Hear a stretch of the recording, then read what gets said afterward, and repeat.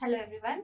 जैसा कि हमने सुपरपोजिशन थ्योरम के फीचर्स देखे थे, तब हमने एक चीज नोटिस की थी कि सुपरपोजिशन थ्योरम के साथ में हम पावर कैलकुलेशन डायरेक्टली नहीं कर सकते। डायरेक्टली नहीं कर सकते मतलब हम डायरेक्टली पावर्स को ऐड नहीं कर सकते कि हमने फर्स्ट सोर्स के कारण पावर निकाली, सेकंड सोर्स के कारण पावर निकाली और total power is equal to P1 plus P2।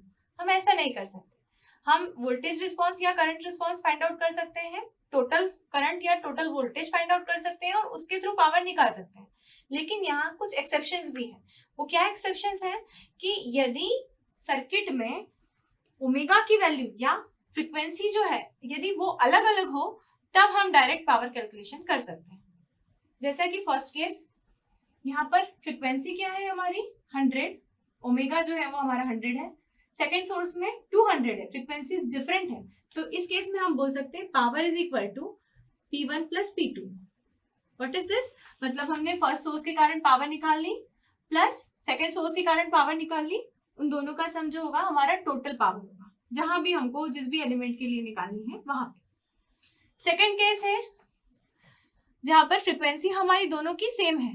Frequency यदि दोनों की सेम हो जाती है, दोनों ही आपके सोर्सेज की या दोनों सिग्नल्स की, उस समय पे P will not equal to P1 plus P2।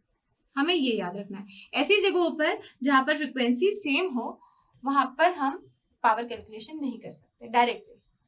अब तीसरा केस, ऐसी जगहों पर जहां हमारा फ्रीक्वेंसी सेम हो लेकिन वहां 90 डिग्री का फेज डिफरेंस हो, 90 डिग्री या मल्टीपल ऑफ 90 डिग्री का फेज डिफरेंस हो, वहां पर सेम फ्रीक्वेंसी होने के बावजूद भी हम power is equal to P1 plus P2 बता सकते हैं। ये तीन चीजें आपको ध्यान रखनी है कि पावर कैलकुलेशन डायरेक्टली आप नहीं कर सकते यदि फ्रीक्वेंसी सेम है। तो फ्रीक्वेंसीज यदि सोर्सेज की डिफरेंट डिफरेंट है तो आप डायरेक्टली पावर कैलकुलेट कर सकते हैं, अलजेब्रिक सम कर सकते हैं। यदि फ्रीक्वेंसी सेम है तो हम बोल नहीं सकते कि P1 प्लस P2 है। यदि फ्रीक्वेंसी सेम है लेकिन यहाँ साइन है, यहाँ कॉस है, मतलब 90 डिग्री का फेज डिफरेंस है, तो उस केस में हम पावर डायरेक्टली ऐड कर सकते हैं। तो यहाँ कुछ कंडीशंस है पावर कैलकुलेशन की using superposition theorem in AC circuits. तो फर्स्ट हमारा कंडीशन क्या है, मान लीजिए omega 1 is equal to omega 2 है और phi 1 is equal to phi 2 है। मतलब क्या है, दो सोर्सेस है मान लीजिए, उन दोनों की फ्रीक्वेंसीज जो है वो सेम है और फेज डिफरेंस भी कुछ नहीं है, फेज डिफरेंस 0 है, फेज समान है दोनों के। तो क्या उस कंडीशन में सुपरपोजिशन के थ्रू हम पावर निकाल सकते हैं?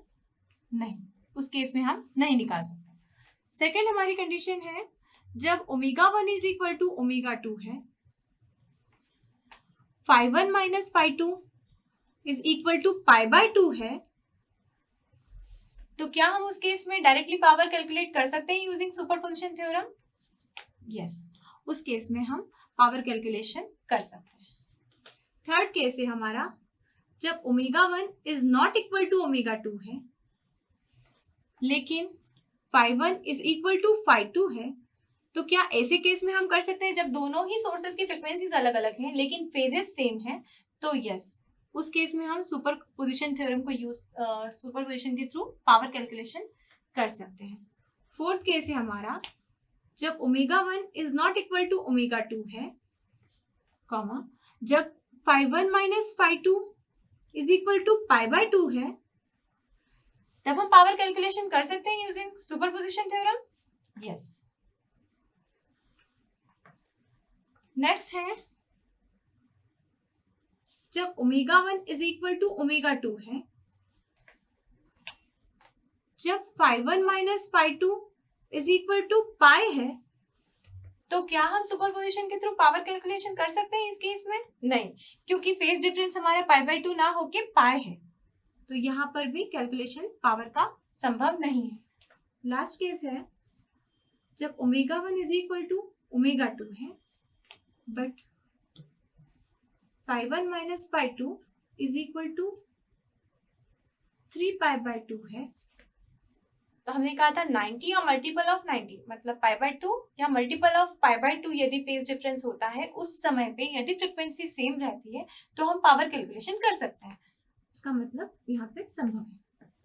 इसका मतलब यदि phi 1 minus phi 2 is equal to pi by 2, 3 pi by 2,